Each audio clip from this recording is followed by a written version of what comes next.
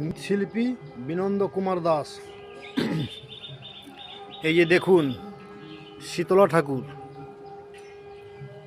এই যে দেখুন শীতলা ঠাকুরের সখী। আর এইখানে দেখুন এটা হচ্ছে শিব মহাদেব, আর এটা হচ্ছে রক্তাবতী, আর এটা হচ্ছে জরাপাত্র। এখানে এর 3টা মাথা হবে। আর এটা হচ্ছে গণেশ। এটা আমাদের পাশের গ্রামে দক্ষিণ আমড়িয়া শীতলা পূজা এই মঙ্গলবার। এটা দেখুন গাধা হয়ে গেছে শীতলা ঠাকুর।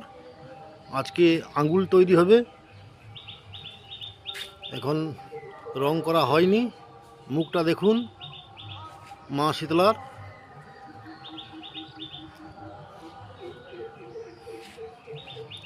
এটা তৈরি করা হয়েছে নীলপুরাতে। মৃৎশিল্পী বিনন্দ কুমার দাস, গ্রাম নীলপুরা, দাঁতন, পশ্চিম মেদিনীপুর। যদি ভালো লাগে তো লাইক, শেয়ার, কমেন্ট করবেন।